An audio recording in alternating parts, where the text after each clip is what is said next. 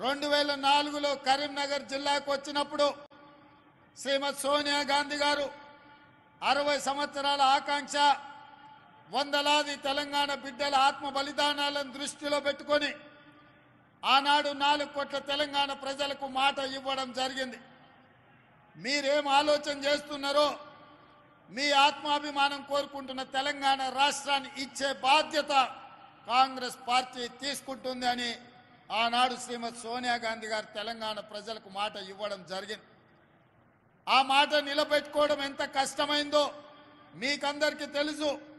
తెలంగాణ రాష్ట్రం ఇవ్వడంలో ఆంధ్రప్రదేశ్లో కాంగ్రెస్ పార్టీ మనుగడ కోల్పోయి కేంద్రంలో ప్రభుత్వాన్ని కోల్పోయి తెలంగాణ రాష్ట్రంలో ఎన్నో ఒడిదుడుకులు ఎదుర్కొన్నా మాట తప్పని మడమ తిప్పని నాయకురాలుగా మన నాయకురాలు సోనియమ్మ తెలంగాణ రాష్ట్రాన్ని ఇచ్చి ఇవాళ తెలంగాణ రాష్ట్రంలో ఎంతో మంది తల్లులు తమ బిడ్డలు తెలంగాణ కోసం ఆత్మ బలిదానం చేసుకుంటుంటే ఆ తల్లుల కడుపు కోత తెలిసి ఒక బిడ్డను కోల్పోతే తల్లికి ఎంత దుఃఖం ఉంటుందో సోనియమ్మకు తెలుసు.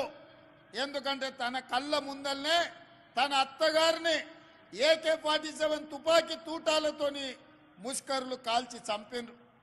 తన భర్తను తమిళనాడులో ప్రజల మేలు కోసం పర్యటనకు పోతే మానవ బాంబులై రాజీవ్ గాంధీ గారిని బలి తీసుకుంటే కళ్ళ ముందు భర్తను కోల్పోయిన దుఃఖంతో 2 చిన్న బిడ్డలను ఒళ్ళో పెట్టుకొని ఈ దేశానికి నాయకత్వం ఇవ్వాలి, ఈ దేశంలో ఎవరి కుటుంబం కూడా కుటుంబ సభ్యులను కోల్పోవద్దు, ఆ దుఃఖం ఎవరికి ఉండొద్దు అని ఆలోచన చేసింది మన నాయకురాలు సోనియమ్మ. అందుకే తెలంగాణ ఉద్యమంలో పిల్లలు చచ్చిపోతుంటే ఆత్మ బలిదానాలు చేసుకుంటుంటే అధికారం పోయినా పర్వాలేదు, ఆంధ్రప్రదేశ్లో పార్టీ చచ్చిపోయినా పర్వాలేదు, కేంద్రంలో అధికారం కోల్పోయినా పర్వాలేదు, ఇక ఏ తల్లి కూడా దుఃఖం